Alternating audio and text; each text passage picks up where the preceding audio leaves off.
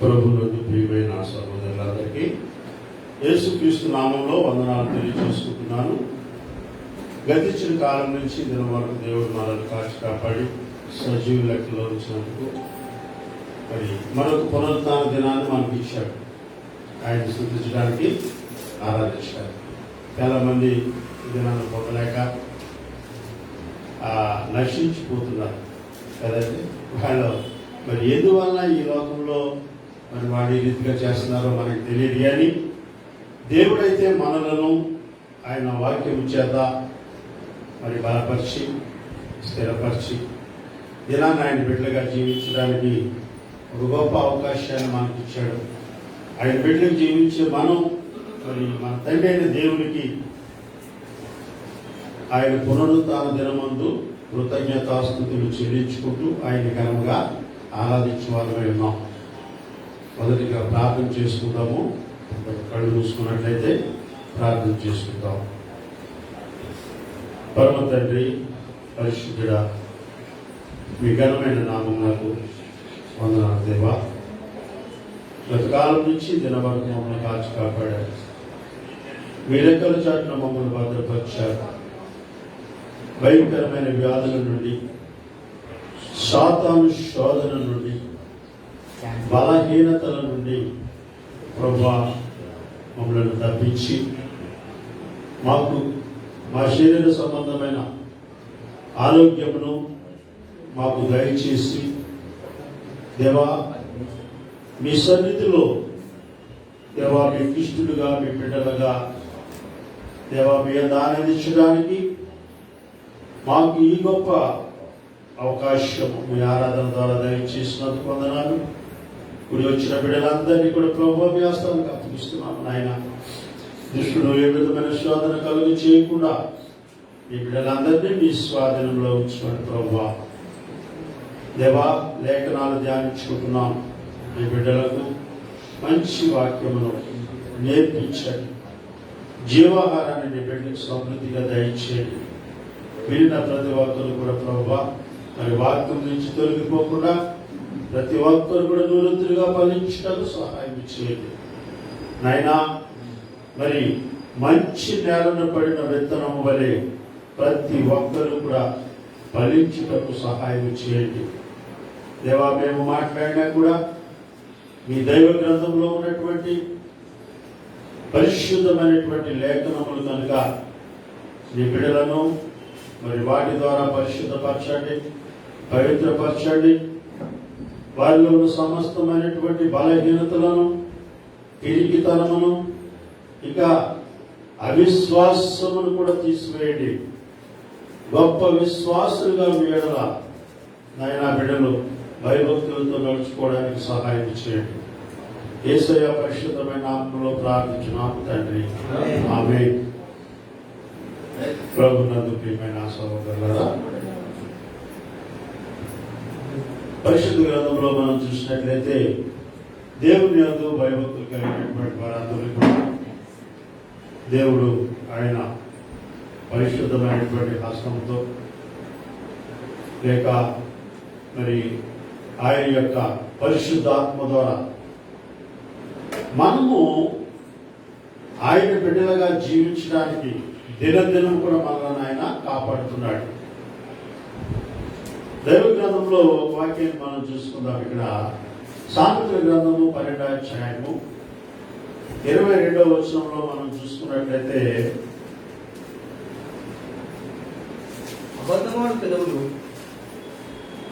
21 చూసుకుందాము. నీతిమంతులకు ఏ ఆపదయో సంభవింపదు, భక్తిహీనులు కీడుతో నిండియుందురు. అబద్ధమాడు పెదవులు యెహోవాకు హేయములు, సత్యవర్తనులు ఆయనకు ఇష్టలు. పరిశుద్ధ గ్రంథంలో ప్రభునందు ప్రియమైన సహోదరులారా, దైవ గ్రంథంలో వ్రాయబడిన వాక్యాన్ని మనం విన్నప్పుడు మొట్టమొదటిగా ఇక్కడ విన్న వాక్యం ఏమిటంటే నీతి మంతునికి ఏ ఆపదయో సంభవింపదు కదా. అంటే నీతిమంతుడు ఎలాంటి ప్రమాదం వచ్చినా కూడా భయపడాడు కదండి. నీ కుడి ప్రక్కను 10,000 మంది కూలినను అపాయము నీ యొద్దకు రాదు. ఎవరిని బట్టి మాట్లాడుతున్నాడు? నీతిమంతులను బట్టి మాట్లాడుతున్నాడు ఇక్కడ. అర్థమైందా? నీతిమంతుడు దేని గురించి ఆలోచిస్తాడంటే తన ప్రాణముల గురించి ఆలోచించాడంట. అర్థమైందా? ఎందుకు నీతిమంతులుగా తీర్చబడ్డాం మనం అంటే, దేని ద్వారా నీతిమంతులుగా తీర్చబడ్డాం అని మనం ఆలోచిస్తే దేవుని వాక్యము వలననే మనము నీతిమంతులుగా తీర్చబడ్డాం. ఎందుకంటే దేవుణ్ణి అంగీకరించినటువంటి వారే నీతిమంతులు. రోమీయులకు రాసినటువంటి పత్రికలో చూడండి ఒకసారి,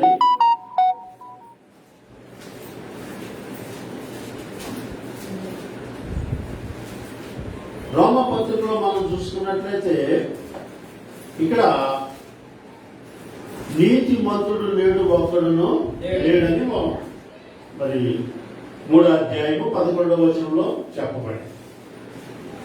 అంటే నీతిమంతుడు లేడు అంటే అసలు ప్రపంచంలో నీతిమంతులు ఎవరు లేరనే కదా దాని అర్థం కదండి. అసలు నీతిమంతులు అనేవాళ్ళే లేరని దాని సారాంశం అదే. మరి నీతిమంతుడు లేడు ఒక్కడును లేడంట. ఇంకేమంటున్నాడు? గ్రహించువాడు ఎవ్వడునూ లేడు. సరే, అయితే అదే మాట 23వ వచనంలో ఏం చెప్తాడంటే, ఏ భేదములు లేదు, అందరూ పాపము చేసి దేవుడు అనుగ్రహించు మహిమను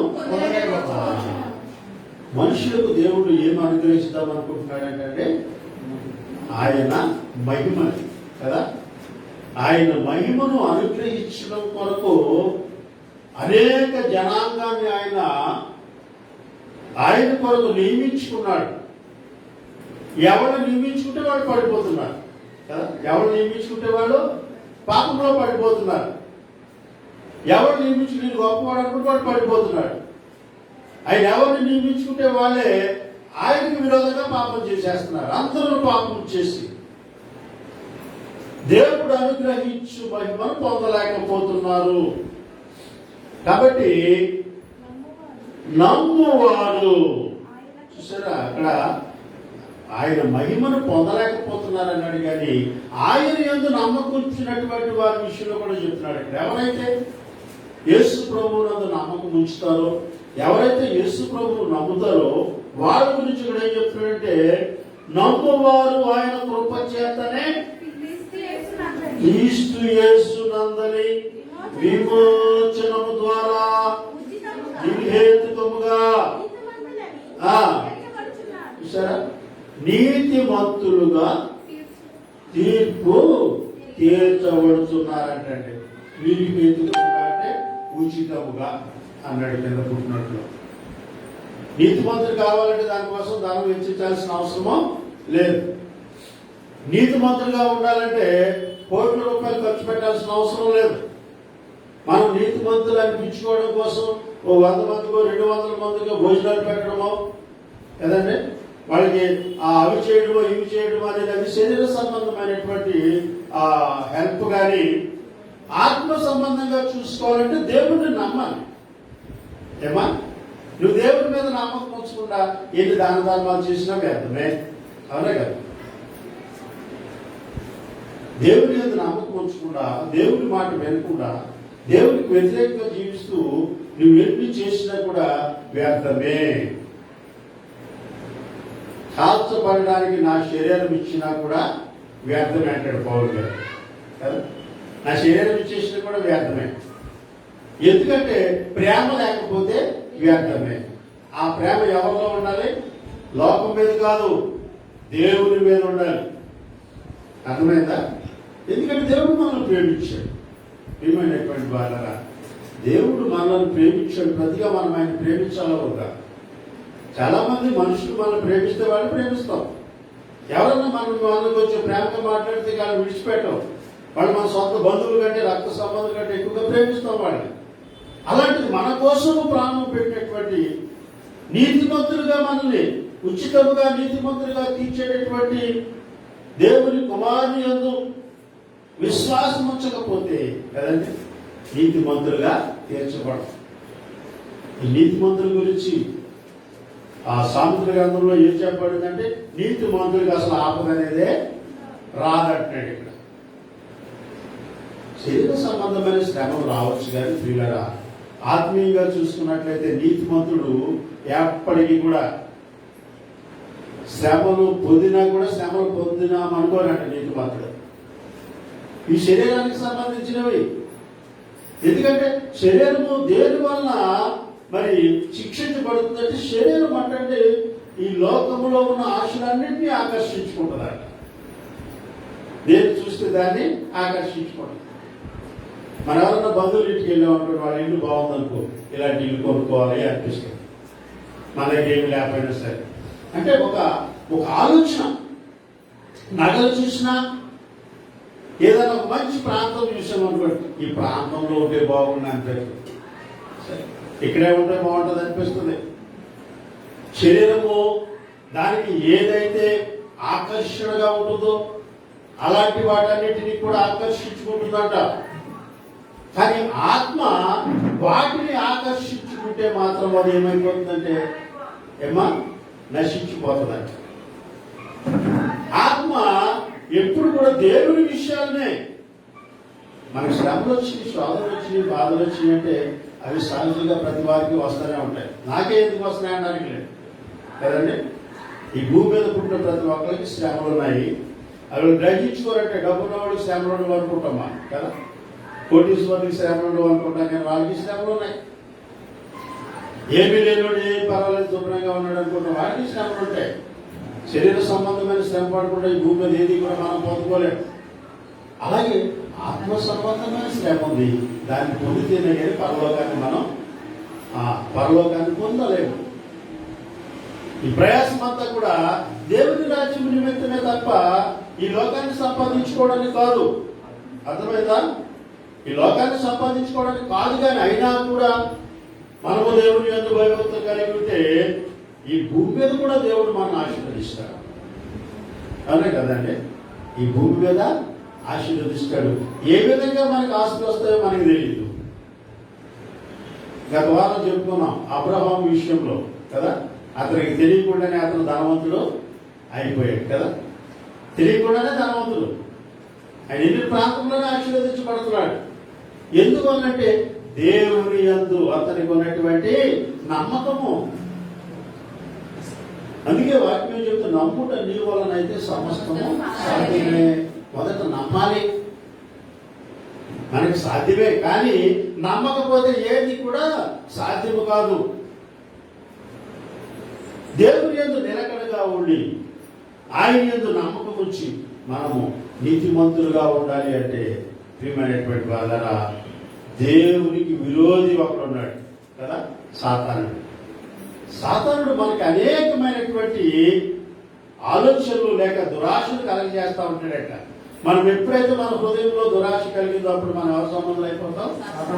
సాతాను సంబంధం అయిపోతామంట. అది దేవునికి సాతానికి చాలా చాలా తేడా ఉంది. సాతాను అన్ని చూపిస్తాడు, ఇవన్నీ నీవే నన్ను నమ్మితే. యేసుప్రభుని అన్నాడు కదండి. యేసుప్రభు గారిని ఏమన్నాడు? ఈ రాజ్యాలన్నీ నీకు ఇచ్చేస్తాను, ఇవన్నీ నావే, నీకు ఇచ్చేస్తా. మనల్ని కూడా అదే ఆశ పెడతాడు సాతాను. లోకంలో ఉన్న వాటిని కూడా నమ్మొద్దు. ఎందుకు నమ్మొద్దంటే ఒక దినాన అవన్నీ విడిచిపెట్టి మనం వెళ్ళిపోవాలి. ఈ సత్యాన్ని చాలా మంది తెలుసుకుంటారు, కానీ అయినా కూడా మహా గొప్ప గొప్ప వాళ్ళే లోకంలో పడిపోతున్నారు కదండి. చాలా మంది కూడా చూడండి, ఇక్కడ మరొక విషయాన్ని మనం చూసుకున్నట్లయితే ఈ యొక్క పాపములో పడకుండా ఉండాలి, ప్రభువులో నీతిమంతులుగా మనము తీర్చబడాలి అంటే మరొక వాక్యం ఏం చెప్పాడు? 12వ వచనంలో ఏమా చూడండి, 21 ఏం చెప్పాడు? సంభవించదు, నిండి ఎందురు. ఏ మెదవులు? అబద్ధం పాడటం హృదయం నుంచి వస్తుంది కానీ పెదవుల ద్వారా బయటకు వచ్చేస్తుంది. అబద్ధం ఆడకూడదు అంట. అబద్ధం ఆడకుండా జీవించేవాడు చాలా తక్కువ. అర్థమైందండి? అబద్ధం ఆడకుండా జీవించడం చాలా తక్కువ. మనుష్య జాతిలో అబద్ధం ఆడినటువంటి వారు చాలా తక్కువ అన్నమాట.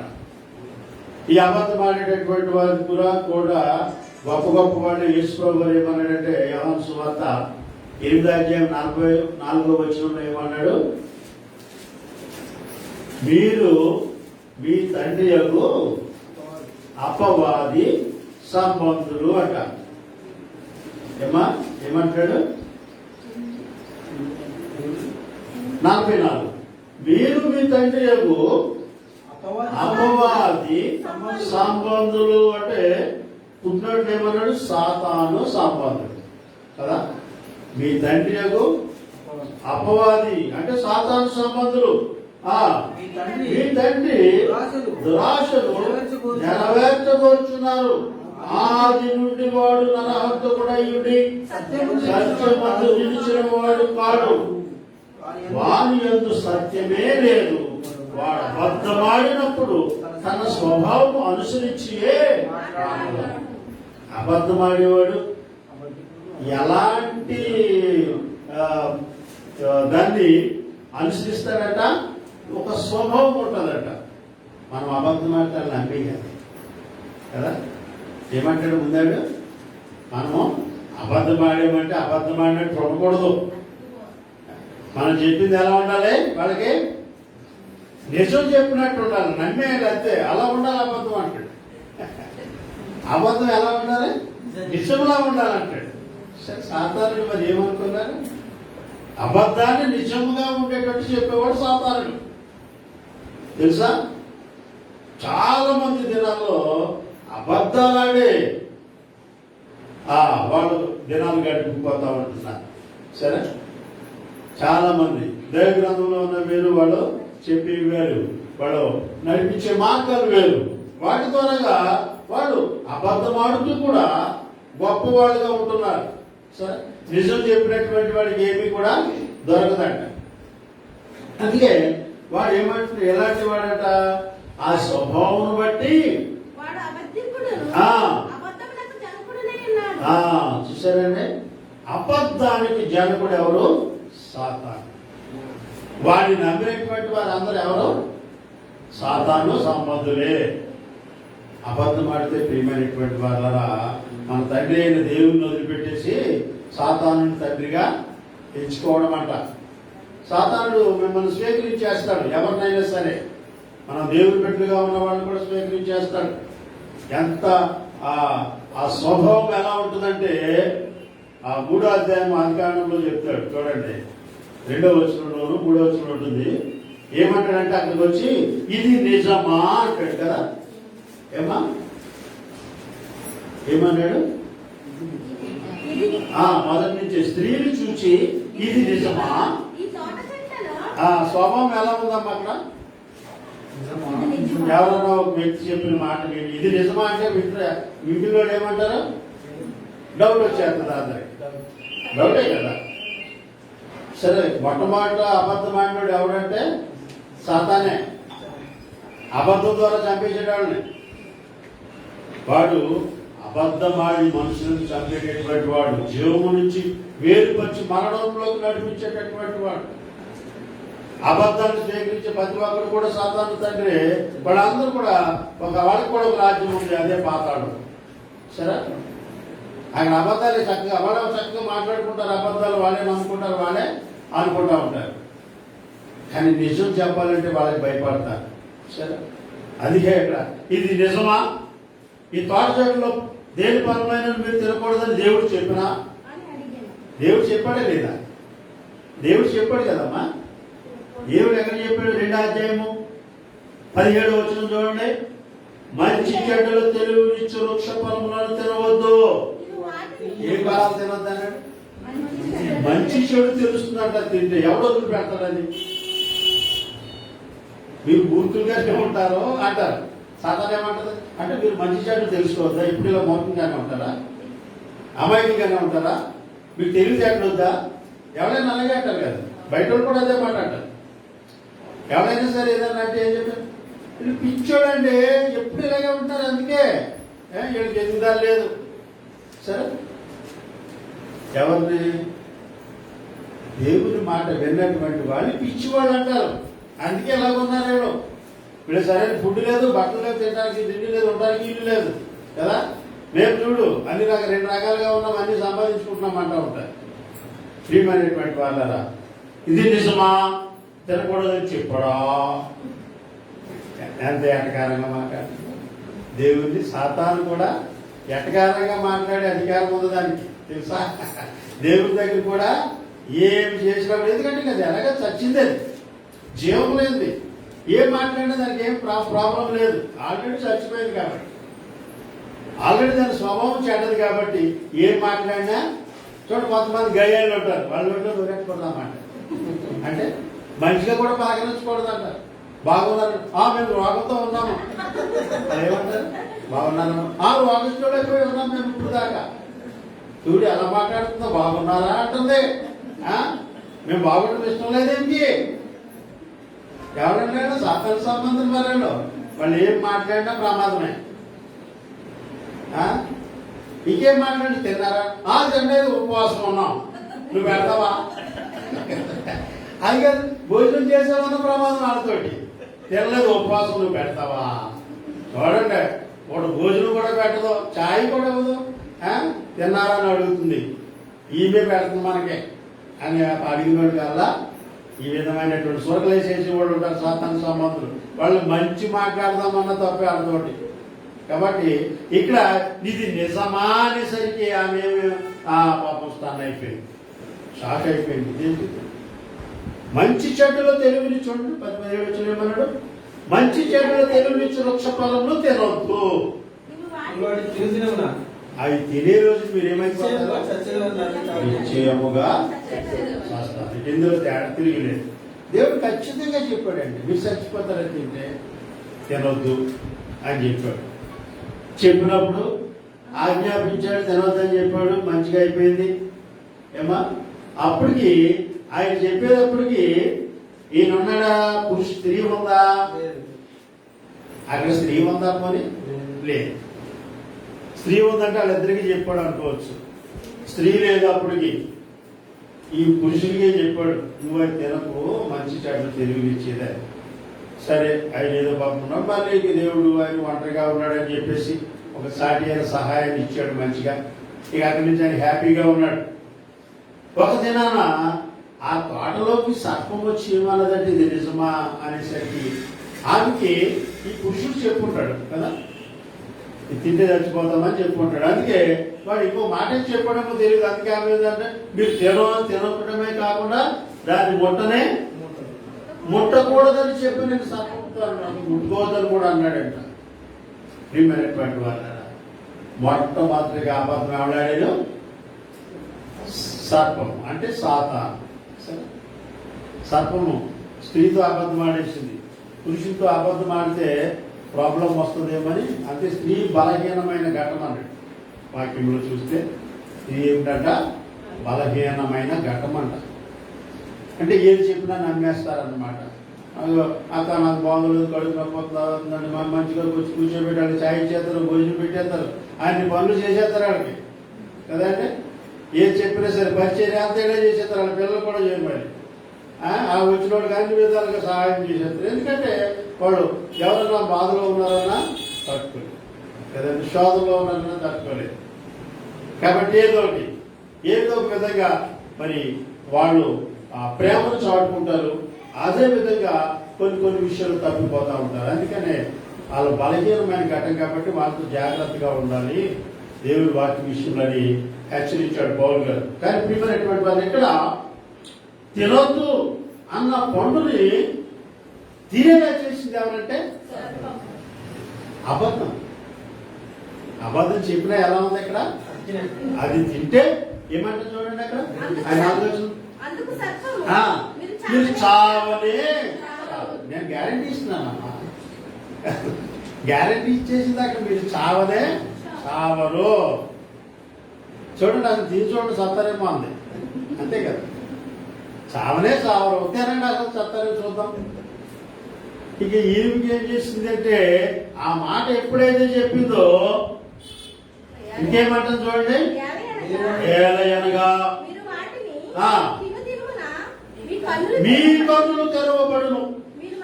అంటే ఇప్పటి వరకు కళ్ళు మూసిపోయి ఉన్నారు ఆయన అంటే కళ్ళు తెరిసే ఉన్నాయి, కానీ ఏం తెరవట్లేదు. వీళ్ళకి మంచి చెడు తెలియలేదు. పాపం వీళ్ళు ఏ స్థితిలో ఉన్నారో కూడా వీళ్ళకి తెలియదు. ఏదో బ్రతుకుతున్నారు, చెల్లిస్తున్నారు కదా. ఇప్పుడు పక్షులు ఉన్నాయి, పావురాలు ఉన్నాయి అనుకోండి, వాటికి వస్త్రాలు అవసరమా? వస్త్రాలు అవసరమో? జంతువులు ఉన్నాయి, వాటికి వస్త్రాలు అవసరమా? ఎందుకంటే వాటికి ఏమి లేదు, సిగ్గు లేదు కదా. ఈ జంతువులకి పక్షులకి వాటికి సిగ్గు లేదు, అంటే అంత జ్ఞానం లేదు. కళ్ళు తెరవబడలేదు వాటికి. ఇంకా కళ్ళు తెరవబడితే మనం ఏదైనా మేతేసినప్పుడు వచ్చి తినేసి మనకు దొరికిపోవాలి కదా. మనం ఏం చేస్తాం, 4 గంజలు వేస్తాం, దేనికి వేస్తాడు? తింటాక అనుకుంటాయి. గవ్వచ్చినట్టు పోటీ పోటీ 3వ పోటీ పోటీ చేస్తాడు కదా, కోసి తినేస్తాడు. కానీ వాటికి తెలియదు. వాటికి ఏమి తెలియదు, కళ్ళు తెరవబడలేదు, మంచి చెడు తెలియలేదు. దానికి మనుషులందరూ మంచివాడు నమ్మేస్తారు జంతువులు కదా. వాటికి వస్త్రాలు లేకపోయినా కూడా నేను ఇలా ఉన్నానని సిగ్గుపడదే పరిస్థితిలో ఉన్నారు వీళ్ళిద్దరూ కూడా. వీళ్ళకి అప్పట్లో సిగ్గు తెలియదు, ఏమి తెలియదు, ప్రేమ తప్ప ఇంకేమి తెలియదు. ఏదో తినాలి, దేవుని మాటలు వినాలి, ఇదే నీతిమంతులు. అంతేనండి, వాడికి దొరికింది తింటాడు, దేవుని మాటలో తింటాడు. దానికోసం ప్రయాసపడతాడు. భోజనం పెడతాను, లేకపోతే భోజనాలు దొరుకుతాయి అన్నవాడు చాలా తక్కువ. భోజనాలు దొరుకుతాయి అన్నవాడు వాళ్ళు ఎక్కువగా దానికి ఆశపడరు. వాక్యం కోసమే ప్రయాసపడి వెళ్ళేది, వాక్యం కోసమే చాలా మంది వెళ్తూ ఉంటారు. కానీ పిల్లరా అక్కడ ఇంకేమందంటే, మీరు వాటిని తిరుగుతున్న వారే దేవతలు. అసలు దేవత ఎలా ఉంటుందో కూడా ఇలా తెలియదు. అవునా కదండి, దేవత ఎలా ఉంటుందో కూడా వాళ్ళకే తెలియదు పాపం. చూడండి, మిమ్మల్ని నేను అమెరికా తీసుకెళ్ళిపోతాను అన్నాడు అనుకోండి, అసలు అమెరికా ఎలా ఉంటుందో మనకు తెలియదు, ఎలా ఉండాలో కూడా తెలియదు. అయినా నమ్ముతామా లేదా? నమ్మేస్తాం. ఎయిర్పోర్ట్లు కనబడతాయి, బిల్డింగ్లు కనబడతాయి, రోడ్లు కనబడతాయి కదా. అక్కడ అన్ని డబ్బులు, డాలర్లు కూడా కనబడిపోతాయి మనకి ఎప్పుడు చూడకపోయింది. అలా నమ్మించేస్తుంది సాతాను. ఏమనుకున్నారు? మనకి కనబడవని వాటిని అన్నింటినీ కూడా ఏం చేస్తుంది, ఒక క్షణంలో చూపించేసిందంట. యేసు ప్రభు వారికి లోకమంతటిని, సమస్తమును, ఇదంతా నాదే ఒక్క క్షణంలో చూపించేసింది. మనకు కూడా అంతే. అసలు దేవత అంటే ఏంటో తెలియనటువంటి అటువంటి ఆమెకి ఏం చూపించింది, దేవతను చూపించేసింది. అప్పుడు దేవతలు లేవు, దేవత ఆరాధన లేదు అప్పటికి. చెట్లు చేమలు ఇవే ఉన్నాయి, జంతువులు ఉన్నాయి, పక్షులు ఉన్నాయి, జలచరములు ఉన్నాయి, వాతావరణం ఉంది. కానీ వర్షాలు మాత్రము లేవంట. భూమి మీద వర్షం కూడా కలగలేదు. ప్రియమైనటువంటి వారు, అలాంటి వాతావరణంలో ఆమెకి ఏం చూపించింది? అది ఒక దేవతను చూపించింది. సరే, అబద్ధం ఆడితే అంత పర్ఫెక్ట్గా ఉండాలంట కదండి. అబద్ధం ఆడితే అంత పర్ఫెక్ట్గా ఉండాలి, అలా నమ్మాలంతే. చాలా మంది స్టోరీలు చెప్తూ ఉంటారు, అబద్ధాల స్టోరీలు అవన్నీ కూడా జరిగినవి కూడా కాదు. అవన్నీ చెప్తూ ఉంటాయి, అక్కడ అమెరికాలో జరిగింది, అక్కడ జరిగింది, ఇక్కడ జరిగింది, కాబట్టి ఇప్పుడు అమెరికాతో కాబట్టి నిజమే అనుకుంటారు. మనకి స్టోరీలతో సంబంధం లేదు. ఇందులోనే గొప్ప స్టోరీలు ఉన్నాయి కదా. మనం వినడానికి, విశ్వసించడానికి గొప్ప విషయాలన్నీ కూడా దైవ గ్రంథంలో రాయబడ్డాయి. వీటిలోకి వెళ్ళకుండా బయట వాటికి వెళ్ళాడంటే కదండి, లేనిదాన్ని చూపించడమే. బయట దాన్ని చెప్పాడంటే లేనిదాన్ని చూపించడం అంటే ఒక దేవతను చూపించేయడమే. చూడండి, దేవతల వల్ల ఏముందని దేవుడికి తెలుసు తప్ప మీకైతే మీరు గొప్పవాళ్ళు అయిపోతారని ఆయనకి తెలుసు, అందుకే తెలియద్దు అన్నాడు. అది తిరిగి చూడండి. సరే, మొట్టమొదటి అబద్ధికుడు ఎవరు? అబద్ధమునకు జనకుడు. అబద్ధం పుట్టడానికి గల కారణకుడు ఎవరు? సాతాను. అంతే.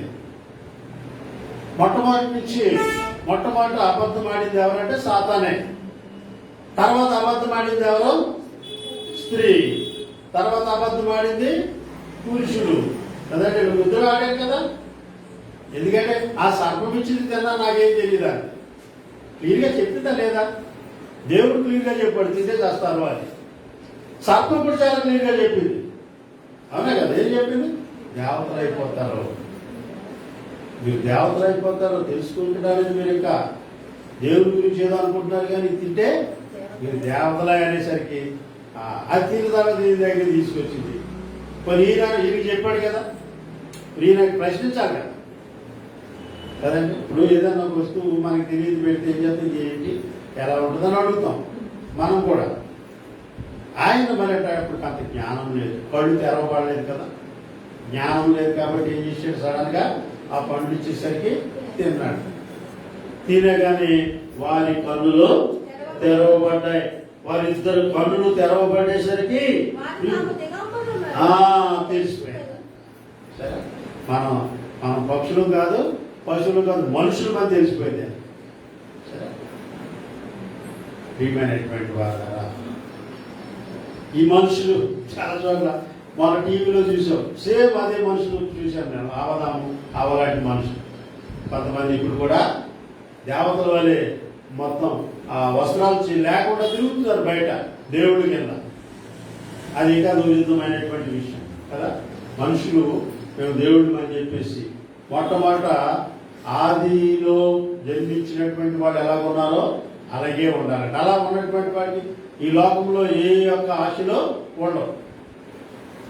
కానీ ప్రియమైనటువంటి వాళ్ళ దేవుడు ఆ విధంగా బ్రతకమని కాబట్టి అబద్ధములకు జనకుడు ఎవరు? మీరు మీ తండ్రి యొక్క అపవాది సంబంధులు అన్నాడంతే. అబద్ధం ఆడేవాడు ఎవరు సంబంధి?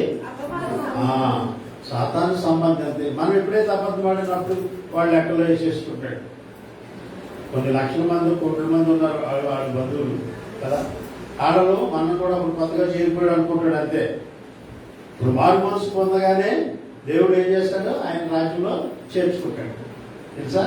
ఎప్పుడైతే మారు మనసు పొందావో అప్పుడు నీ పేరు ఎక్కడ రాయబడుతుందంట? జీవ గ్రంథంలో రాయబడుతుందంట. అబద్ధం ఆడేవాళ్ళు తెల్లారి పొద్దునే కొట్టారు. అర్థమైందా? జీవ గ్రంథంలో రాసేసాడు ఏం కదా, అబద్ధం ఆడితే ఏమవుద్ది? అక్కడ రెడ్ మార్కు పడిపోదు. మళ్ళా దాన్ని మళ్ళా నువ్వు మళ్ళా గ్రీన్ చేసుకోవాలంటే మన తరమం కాదు. తెలుసా? ఒకసారి రక్షణ పడితే ఒకసారి రక్షణ. ఎన్నిసార్లు చచ్చిపోతాం మనం? మనిషి ఎన్నిసార్లు చనిపోతారు? ఒకసారి చచ్చిపోతాం కదా, డైలీ సాము కదా. ఒకసారి చచ్చాము. అలాగే రక్షణ కూడా ఒక్కసారే వస్తుంది. రోజు రోజు నేను పాపం చేశాను బాబు అంటే మళ్ళా రక్షణ ఇస్తాను కానీ అనేవాడు కాదు. రక్షణ వచ్చిందని కొనసాగించుకోవాలి కదా. ₹1,00,000 ఇచ్చాడు అనుకోండి, తెల్లపోతులకి ఆర్పేషన్ మళ్ళీ దరిద్రులు అయిపోతామా? కోటి సంపాదించా చూస్తారు కదా. దాన్ని అయితే పాటు చేసుకోరు. రక్షణ అయితే మళ్ళీ బాప్తిజం పొందొచ్చులే ఏం కాదు. సరే, ఒక ఆయన ఉండేవాడు, ఆయన సంవత్సరం బాప్తిజాలు ఇస్తా ఉండేవాడు. అలాగే వాళ్ళ సంఘస్థితి సంవత్సరం బాప్తిజాలు ఏంటంటే ఈ సంవత్సరం అంతా మీరు పాపాలు చేశారు, మళ్ళా పరిశుద్ధులు అవ్వాలి కదా. ఇలాంటి వాళ్ళు ఉన్నారు. వాళ్ళు కూడా నమ్ముతారు కదా, పర్లేదు ఈ సంవత్సరం అంతా పాపం చేసిన పర్లేదు, మళ్ళీ మనం జనవరి వచ్చి పరిశుద్ధం అయిపోతామనే ఆలోచన వచ్చేస్తుంది వాళ్ళకి. కాబట్టి ప్రియమైనటువంటి వారు, అబద్ధం అనేది చాలా భయంకరమైనది. ఈ అబద్ధం అనేది చాలా భయంకరమైనటువంటిదని దైవ గ్రంథం బోధిస్తుంది మనకి. అర్థమైందా? ఎందుకంటే ఈ అబద్ధికులు అందరూ కూడా ఎక్కడున్నారంటే దైవ గ్రంథంలోనే కనబడతారు మనకి. చూడండి, కొలస్సీలకు రాసిన పత్రిక 3వ అధ్యాయంలో 8-9 వచనాలు మనం చూసుకున్నట్లయితే,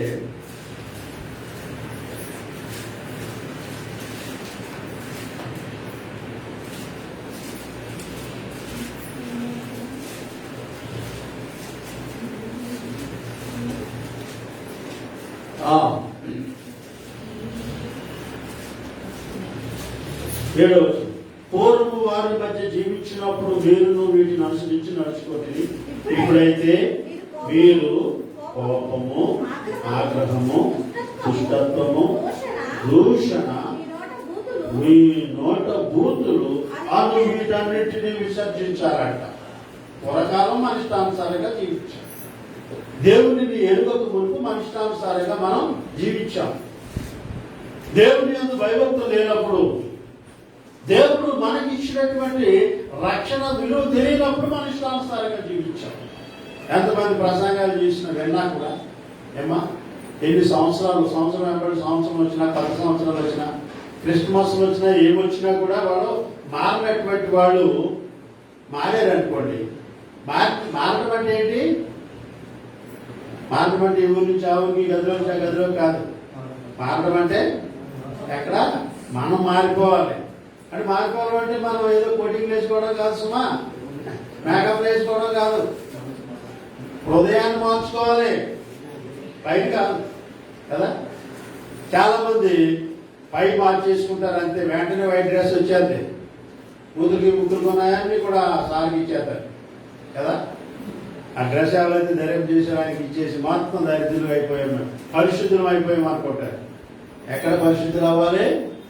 హృదయంలో. మరి ఆ సిస్టర్ ఏదని అన్నారు అనుకోండి, ఇక మనం వెళ్ళలేం. అర్థమైందంటే అంతా ఇక్కడే ఉంది కానీ ఇక్కడే పరిశుద్ధత ఉందంటారు కదా. అసలైనవన్నీ లోపలే ఉంటాయి, వాటి తీరు వేషధారణ మాత్రం చూపించేస్తూ ఉంటారు చాలా మంది. కానీ ప్రియులారా, మనమైతే అలాంటి వాటిని చేయకుండా ప్రభు సన్నిధిలో బ్రతుకుతున్నామంటే దేవుని చిత్తం, దేవుని కృప. ఒకడు నీతిమంతుడిగా జీవించాలన్నా కూడా ఆయన చిత్తం ఉండాలి. అర్థమైందా? ఆయన చిత్తం లేకుండా మనం ఏది చేసినా కూడా అది నెరవేరదు. ఎందుకంటే ఆయన మనల్ని పిలుచుకున్నాడు తెలుసా. ఆయన మనం పిలిచినటువంటి విధానం కూడా చూసినట్లయితే ప్రియమైనటువంటి వారా, ఆయన సువార్త వలనే మనం పిలిచాడంటే ఆ సువార్త వినడం వల్ల విశ్వాసం వస్తుంది మనకి. ఏ మార్గం మీద విశ్వాసం అనేది కలగదు. దేవుని వాక్యం వింటేనే విశ్వాసము, దాని ద్వారా మనం మారుతాం. ఈ మారినప్పుడు ఏమి మీలో ఒక మార్పు ఏ విధంగా కనబడుతుందంట చూడండి. పూర్వకాలము వారి మధ్య జీవించినప్పుడు మీరు వీటిని అనుసరించి నడుచుకున్నారు. వేటిని అనుసరించారు? ఇప్పుడైతే మీరు కోపమును, ఆగ్రహము, దుష్టత్వము, దూషణ, మీ నోట బూతులు అన్నిటిని కూడా విసర్జించుడి. బూతులు మాట్లాడకూడదు, కోపము రాకూడదు కదా. కోపపడకూడదు అంట. కోపం పడ్డాము అంటే పాపంలో పడిపోతాం. సరే, కొంతమంది కోపంలో ఇంట్లో కుటుంబాన్ని చంపేసుకుంటారు, పిల్లలు చంపేస్తారు, భార్యను చంపేస్తారు. ఆవిడెవరో ఒక సిస్టరు ఆ కూతురును మేడ మీద విసిరేసిందంట, భర్త మీద కోపం ఉంటుంది. బతికే ఉంది ఆ పిల్ల. గోల్డ్ మీద ఆ భర్త మీద కోపం ఏం చేసింది? పిల్లని తీసి బయటకి విసిరేసింది కిందకి. అది ఇంకా పాపం జీవితం ఉంది కాబట్టి బతికింది. అర్థమైందా? పాప, చిన్న పాప అండి, విసిరేసింది ఏకంగా. మరి ఆయన ఏమన్నా మటన్ తేలదు, చికెన్ తేలదు తెలియదు, తీసుకు పాడేసింది. మరి ఆడే మళ్ళీ తీసుకెళ్ళి హాస్పిటల్లో బాగు చేయించుకుంటాడు ఆ పిల్లని. అలాంటి వాడు ఉన్నారు. పాపం ఎంత భయంకరమైనది, చాలా భయంకరమైనది. పాపంలో ఏం మాట్లాడతాం వాళ్ళకి తెలియదు. అర్థమైందా? చంపేసుకుంటారు, విడాకుల వరకు కూడా వెళ్ళిపోతూ ఉంటారు ఈ కోపం వాళ్ళు. నీకు నాకు సంబంధం లేదనుకుంటారు. నిజంగా మాట కూడా అనుకోండి, నీకు నాకు సంబంధం లేదు అని మనం అన్నాం అనుకోండి, దేవుడు విన్నాడు అనుకోండి ఆ మాట. ఇక తర్వాత వాళ్ళిద్దరూ సంబంధం కలిగి ఉంటే అక్రమ సంబంధం కిందనే లేకపోతుంది. అర్థమైందా? భార్యాభర్తలు అయినా సరే, నీకు నాకు సంబంధం లేదు, నువ్వెవరు నేనెవరు, ఆ మాట ఎవరంటారు? మనుషులైనా కూడా పట్టించుకోలేదు. దేవుడు ఎన్నాడనుకో, వేస్ట్, మీరిద్దరు ఆదుకోండి అంటాడు అంతే. మీ ప్రమాణాలన్నీ వ్యర్థమైపోయి మరలా మీరు కలుసుకున్నారనుకో పాపమే. ఆ మాటలు కూడా మనం మాట్లాడాలి. వాటిని ఏమంటారు? బూతులు అంటారు. వాటిని బూతులు అంటే చాలా మామూలు. కోపంతో మాట్లాడిన మాటలు కూడా బూతులతో సమానమే. అయ్యే స్పెషల్గా తిట్టాల్సిన అవసరం లేదు. ఇంకేమంటారు చూడండి, ఆగ్రహము. ఆగ్రహం అంటే చాలా భయంకరంగా ఉంటుంది కదా. ఇక శాంతింపు చేయలేము. ఒక సిస్టర్ కోపం వస్తే అసలు ఆమెను అస్సలు శాంతింపు చేయలేమంట. వాడు పట్టు చేతులు తెచ్చిన అవసరం పడుతుందంట, బంగారు నగలు తెచ్చిన ఇసుకు కొట్టేస్తుందంట. ఆగ్రహం అంత భయంకరమైన. అంత అలాంటి సిస్టర్స్ కూడా ఉన్నారు చాలా మంది. ప్రిపేరేటువంటి వాళ్ళ బ్రదర్స్ కూడా ఉంటారు కదా. నీ కారు కొనిస్తాను, చీ నాకు కారు అవసరం లేదు. పట్టాలు లేకపోయినా రైలు బండి కొనిస్తాను, చీ నాకు రైలు బండి అక్కర్లేదండి. సరే, ఆగ్రహం అంత భయంకరమైనది. ఆగ్రహము మన కుటుంబానికి మనలను దూరం చేస్తుంది. అన్నిటికంటే ముఖ్యంగా సర్వాధికారి అయినటువంటి మన దేవుని నుండి కూడా మనల్ని దూరం చేసేస్తాయి. అందుకే ఇవన్నీ కూడా దేని వల్ల కలుగుతాయి. ఇప్పుడు అత్తగారు ఓ బండి కొంటాను అందనుకోండి, నేను ఎప్పుడు కొంటానండి అందనుకోండి, అల్లుడి కోపం వస్తుందా? అదేంటంటే కొన్ని సంక్రాంతికి కొంటానన్నా కదా, నేను పిల్లలకి ఆగేస్తుంది. మీ ఆయనకి బండి కొంటానన్నా లేదమ్మా, ఆమె అంటుంది లేదమ్మా, ఎప్పుడన్నా నాకు తెలియకుండా ఎప్పుడన్నావే. ఇక కోపం వస్తుందా లేదా? మామూలుగా ఉంటుందా? కోపం వస్తుందా? అబ్బో, అబద్ధం ఎందుకు ఆడింది ఆమెకే తెలియదు. ఆయన తర్వాత కొట్టాలి, ఇప్పుడు ప్రస్తుతానికి డబ్బులు లేవాను కదా, ఓ మాటతో పోతుంది బయట. ఆడి దెబ్బతోటే పాపం అనే రైలు ఎక్కేస్తాయి. సరే, ఇక దిగమానా దిగం చాలా భయంకరం. అందుకే అసలు ఆగ్రహము చాలా భయంకరమైనది. అసలు బైబిల్ గ్రంథంలో ఎందుకు రాశాడంటే, ఇవి మీ కుటుంబాల్లో ఉంటే మీకే చెడు, కుటుంబాలను వేరు చేస్తుంది, సర్వాధికారి అయిన దేవుడి నుంచి మనను దూరం చేస్తుంది. అందుకే మొట్టమొదటి అయితే ఏమంటాడంటే, కోపం అనే దాని వల్ల ఇవన్నీ వస్తాయంట. ఈ కోపంలో, ఈ కోపం కన్నది అన్నింటినీ, ఈ ఆగ్రహం మనకి కోపంలో ఏమొస్తాయి, ఆగ్రహం వచ్చేది బూతులు వచ్చేస్తాయి. కోపం వచ్చిందంటే ఏమి చూడలేం కాదు. మీరుంటే ఉన్నారు, అయ్యగారు మీరు ఉన్నారు, ఏమనుకోకుండా తింటారు.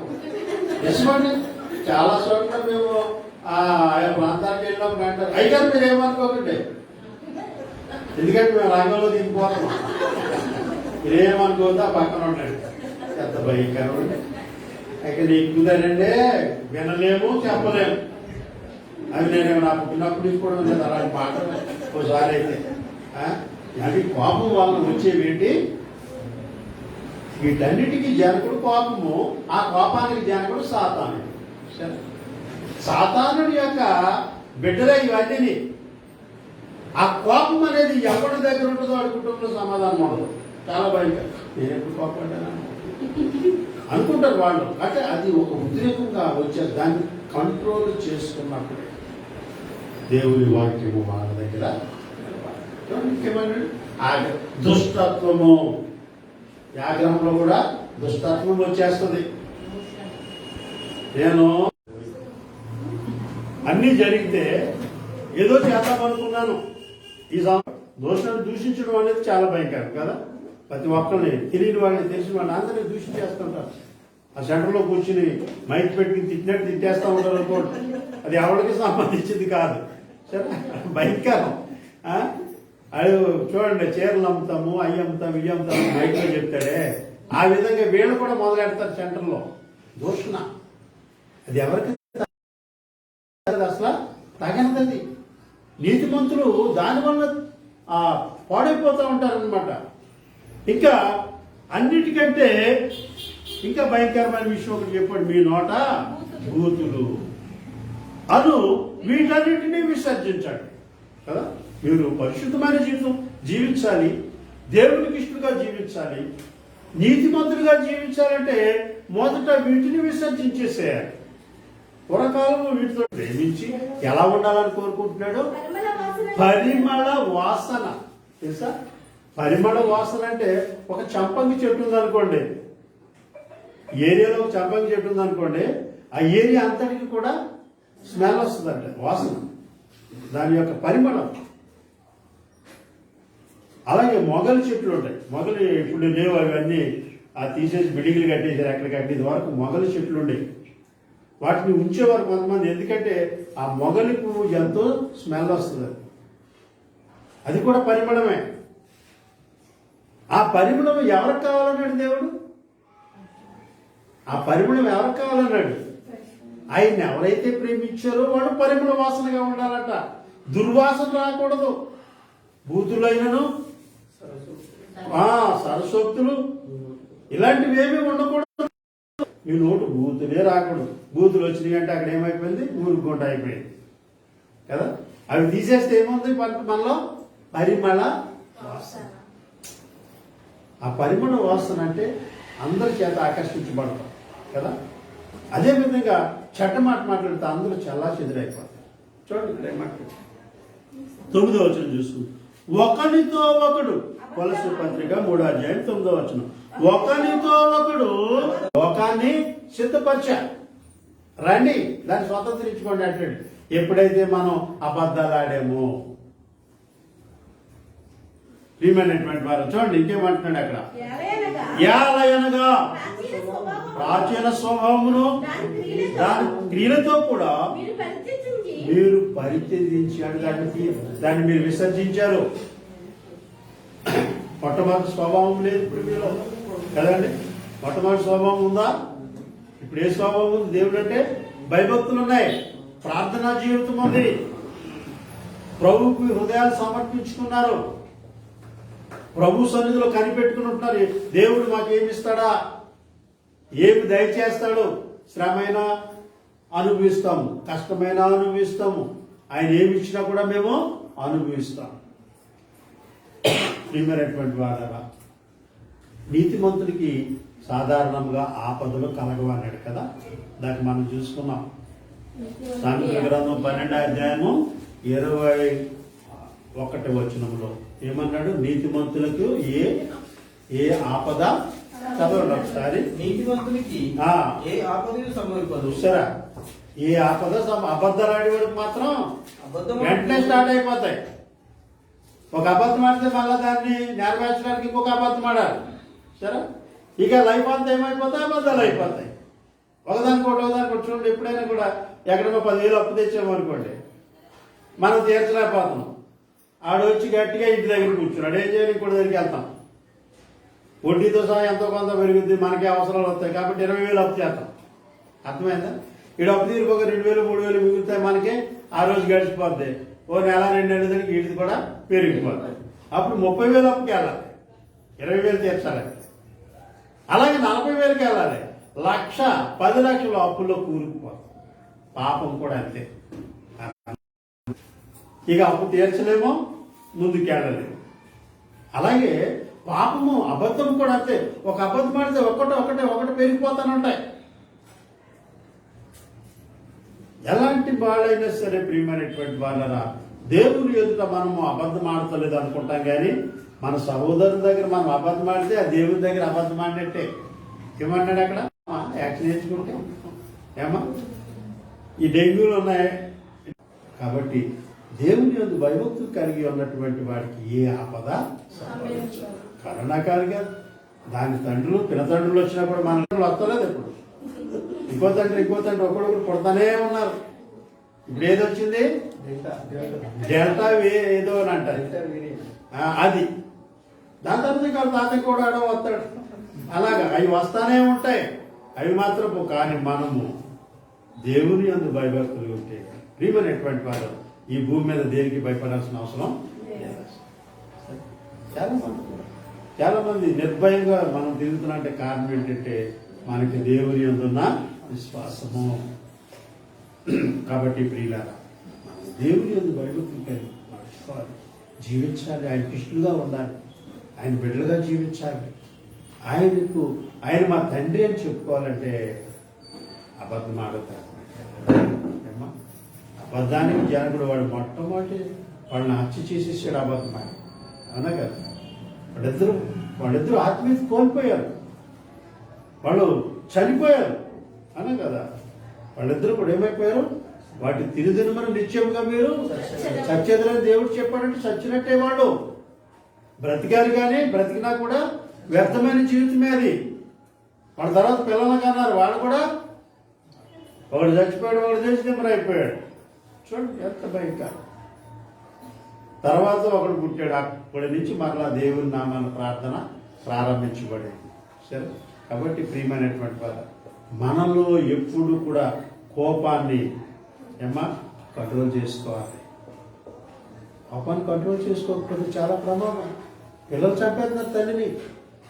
తల్లి గట్టిగా మాట్లాడితే అక్కడ ఉన్నట్టు బండతో దెబ్బేస్తే చచ్చిపోతుంది అంతే. అయ్యో మా అమ్మ చచ్చిపోయిందని తర్వాత ఏడ్చిన ప్రయోజనం ఏమైనా ఉందా? ఎందుకు ఆమె కొట్టాలని కొట్టలేదు, ఏమి కొట్టి చంపేసింది? ఆమెకున్న కోపము. తల్లిని కూడా పిల్లలు కొట్టి చంపేస్తున్నారు. చాలా భయంకరం. ఇవన్నీ కూడా కోపం వల్ల, క్షణికమైన కోపం అంతే. ఆ కోపాన్ని తగ్గించుకోండి, మీలో ప్రేమ ఉండండి. అందరూ కూడా సరే పక్షులు కలిసి ఉన్నట్టుగా మనం కూడా కలిసి ఉంటాం. పక్షులు కలిసి ఉంటాయి ప్రేమ అట్లకి. ఓ 10 పావురాలు 20 పావురాలు 100 పావురాలు ఒకేసారి భోజనం చేస్తాయి అనే కదా. ఆ పావురాయిలాగా మనం భోజనం చేయగలము? ఆడక వేసారు, మాకు రాలేదే ఇంకా.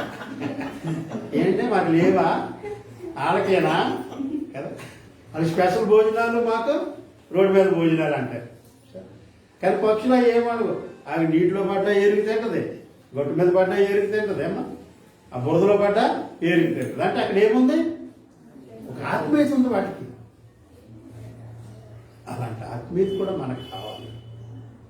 ఎప్పుడు ఆత్మీయత వస్తుందంటే మెయిన్ అబద్ధం ఆడడం మానేస్తే అన్ని దొరుకుతాయి.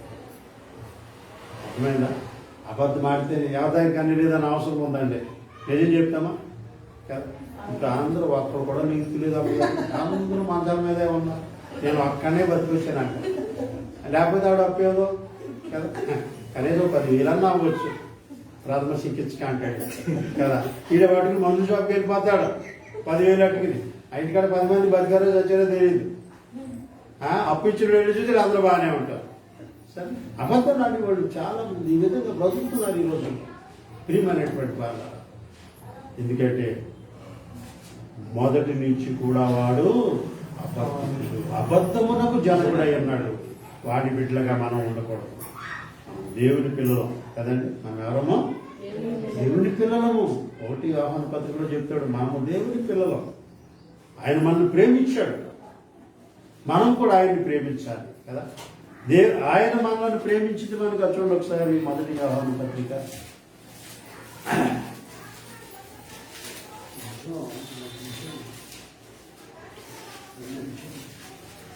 4వ అధ్యాయము 7వ వచనం చూడండి. మనము ఒకరినొకడు ప్రేమించుము, ఏలయనగా దేవుని మూలముగా కలుగుచున్నదేమో. ప్రేమ ఎవరి మూలంగా వస్తుంది? దేవుని మూలంగా. మొదట ఒకరినొకడు ప్రేమించే మన దేవుడే మనల్ని ప్రేమించినట్టు, మనము దేవుడిని ప్రేమించినట్టు. సరే, మనలో ఎవరైనా సరే ఏదైనా ప్రాబ్లమ్స్ ఉంటే మనం ఏం చేయాలి? వెంటనే రాజీ పడిపోవాలంట. తల్లికి పిల్లకి కానీ, అతకి కోళ్ళకి కానీ, అల్లుడికి అతగారికి ఎవరికైనా సరే ప్రాబ్లం ఉన్నప్పుడు మాట్లాడుకోవాలంట. కూర్చుని మనం ఎందుకు ఎలా ఉంటున్నాం, విడిపోతున్నాం, ఎంత ప్రేమగా ఉండేవాళ్ళం మనం కదా. మొట్టమొదటి ఎలా ఉంది మన ప్రేమ? సరే, మనం పెళ్లి చేసుకున్నప్పుడు ఎలా ఉంటామంటే, పెళ్లి చేసుకున్నప్పుడు కోడి మాసం వేసేస్తే మన మేక మాసం మీద వండేసి పెట్టేస్తారు 2-3 రోజులు. పెళ్ళి ప్రతాపం చూపెడతా. పెళ్లి కాకముందు ఈ ప్రేమలన్నీ ప్రేమించము ఏలైనగా దేవుని మూలంగా.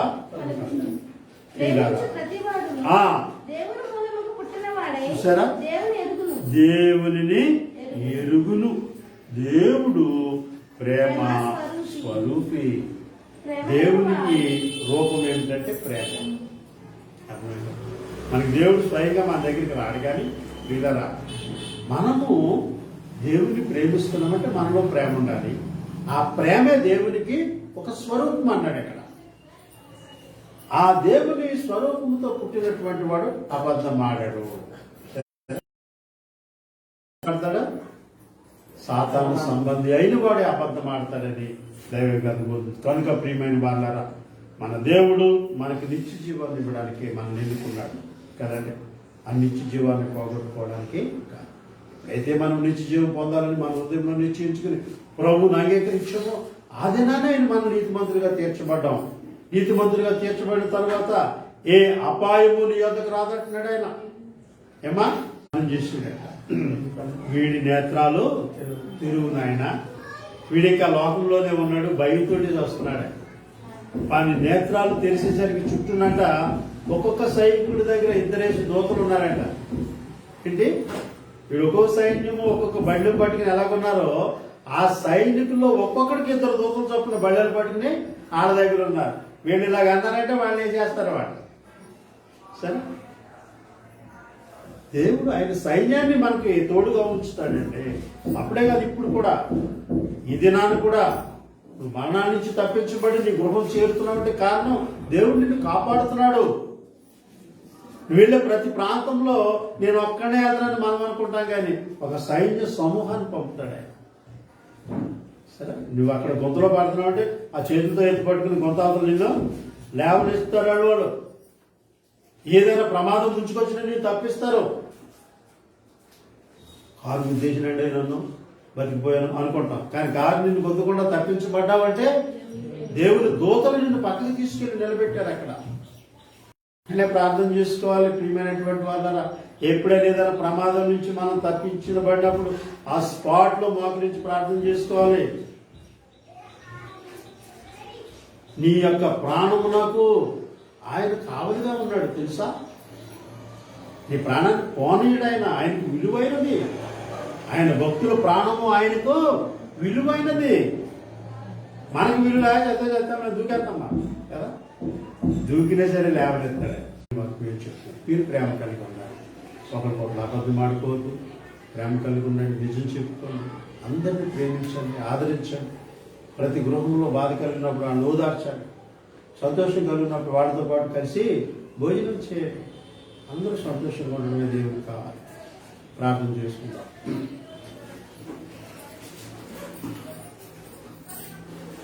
పరమ తండ్రి, పరిశుద్ధుడా, దేవా, మీ దయగల నామానికి వందనాలు నాయన.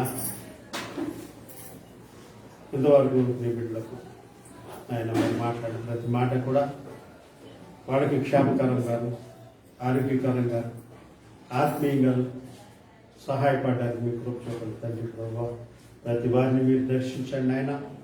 ప్రతి వారిని మీ కాపుదలు ఉంచండి. ఏ కుటుంబంలో ఏ విధమైన శోధన కలగకుండా నీ బిడ్డను బలపరచండి, ఆశీర్వదించండి ప్రభువా. వీళ్ళని అభివృద్ధి పరచండి నాయన. అనేక కుటుంబాలు ఈ దినాల్లో నాయన సమాధానం లేక వారికి ఉన్నటువంటి అబద్ధాలతోనూ, కోపాలతోనూ, క్రోధముతోనూ, ద్వేషంతోనూ ప్రభువా కుటుంబాలనే వాళ్ళు దూరపరుచుకుంటున్నారు. సొంత బిడ్డలను దూరపరుచుకుంటున్నారు దేవా. తల్లిదండ్రులను దూరపరుచుకుంటున్నారు ప్రభు. ఆత్మీయులు దూరపరుచుకుంటున్నారు నాయన. మరలా నీవే నా తండ్రి వారి మీ వద్దకు వచ్చి నాయన మరి గోజాడుకుంటున్నారు. మొదట వాటిని తీసివేసిన తర్వాత నా దగ్గరికి రమ్మని మీరు సెలవిస్తున్నారు ప్రభు. కాబట్టి ప్రతి మనిషిలో ఉన్నటువంటి ద్వేషమును, సమస్తమైన బలహీనతలను తీసివేసి ప్రభు ప్రతి ఒక్కరు కూడా నాయన నీకు ఇష్టమైన బిడ్డగా జీవించి